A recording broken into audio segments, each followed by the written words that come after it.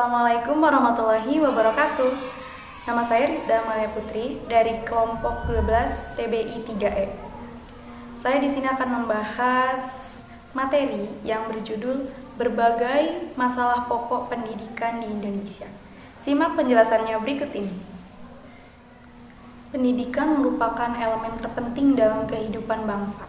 Terlebih jika kita ingin memajukan suatu negara, maka pendidikan yang ada dalam negara tersebut harus benar-benar maju juga.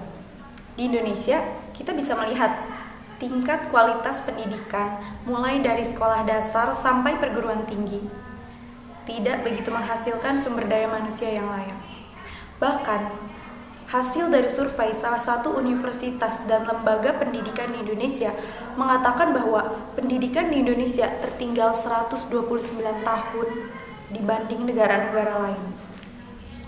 Memang ada beberapa faktor yang membuat pendidikan di Indonesia tertinggal jauh. Berikut ini akan dibahas beberapa faktor-faktor tersebut. Faktor yang pertama, pendidikan kurang merata. Oke, kita tahu bahwa Indonesia terbagi-bagi menjadi beberapa wilayah. Bahkan pendidikan di Indonesia menurut sebagian pihak hanya terfokus di Pulau Jawa dan Sumatera saja. Sedangkan di pulau-pulau yang lain seperti Pulau Maluku, Papua, dan daerah-daerah pelosok atau perbatasan lainnya masih kekurangan akses pendidikan. Kita bisa melihat bahwa beberapa siswa di daerah perbatasan bahkan harus melalui suatu jalan terjal untuk mencapai ke sekolahnya. Ini merupakan bukti nyata bahwa pendidikan di Indonesia tidak merata. Bahkan faktor yang kedua yaitu korupsi yang merajalela. Korupsi yang makin merajalela menambah buruknya potret pendidikan di Indonesia. Dana yang sudah dikeluarkan dari pemerintah di pusat nasional, ketika sampai di pemerintah daerah atau mungkin di bawahnya, pemerintah yang ada di bawah pemerintah daerah, justru tidak sampai kepada tujuan, tidak sampai kepada sekolah-sekolah yang seharusnya dibangun. Dana yang seharusnya menjadi penunjang, menjadi akses untuk membuat pendidikan di sana lebih berkualitas, yang seharusnya menjadi fasilitas yang bisa menyamaratakan pendidikan di pelosok dengan pendidikan di kota besar, justru harus dicuri oleh tikus-tikus negara. Inilah orang-orang yang tidak bertanggung jawab, yang berada di dalam kantor pemerintahan, yang tidak memikirkan generasi bangsa. Jadi korupsi ini memang salah satu faktor yang berpengaruh besar dalam bahkan dalam tidak berkembangnya pendidikan di Indonesia, karena fasilitas yang berada di daerah pelosok sekolah di daerah pelosok itu tidak sama dengan yang ada di kota besar, maka kualitas pendidikannya pun tidak sama.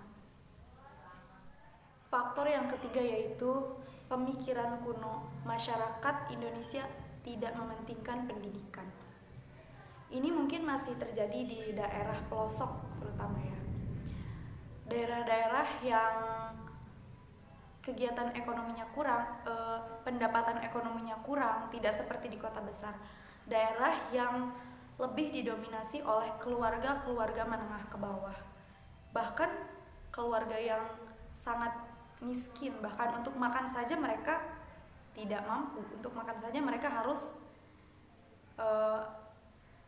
bekerja dengan keras begitu.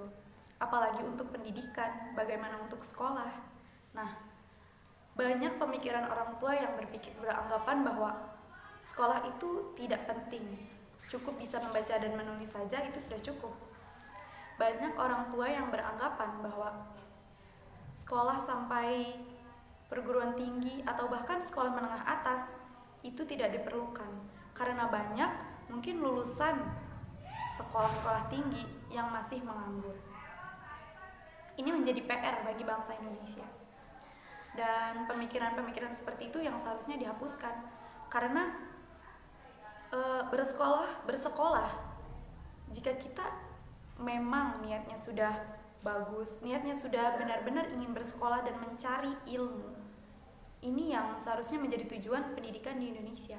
Bersekolah bukan hanya untuk bekerja, tetapi untuk memperluas wawasan dan meningkatkan inovasi agar bisa membuat Indonesia lebih maju.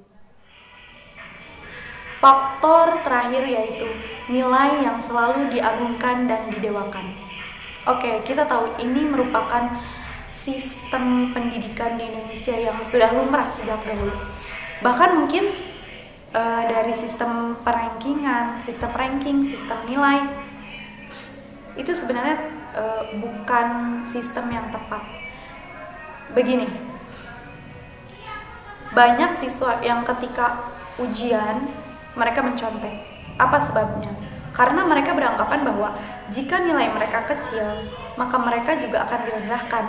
Entah itu oleh teman-teman, guru, bahkan orang tua. Mungkin ada sebagian orang tua yang benar-benar mengharuskan anaknya mendapatkan nilai besar di sekolah, tetapi melupakan sisi lain dari anaknya. Padahal setiap anak itu memiliki kemampuan yang berbeda-beda. Setiap anak memiliki bakat yang berbeda dan minat yang berbeda. Tidak semua anak memiliki bakat di bidang matematika, IPA, seperti itu. Namun rata-rata pendidikan di Indonesia selalu mengagungkan nilai yang tinggi dalam seluruh mata pelajaran. Apalagi di SMP, SMA, mereka lebih banyak memiliki jadwal pelajaran yang banyak, bahkan sampai belasan, 15, 16 dalam satu minggu. Nah, tetapi sebenarnya mereka tidak menguasai semua itu, karena mustahil semua pelajaran bisa dikuasai oleh satu siswa. Pasti mereka memiliki kelebihan dan kekurangan masing-masing. Namun, semua guru seolah beranggapan bahwa semua murid harus bisa menguasai seluruh materi. Ini teori yang salah. Bahkan satu guru saja hanya dituntut untuk menguasai satu materi. Bagaimana seorang siswa harus dituntut untuk menguasai seluruh materi? Pemikiran ini yang harus dibenarkan.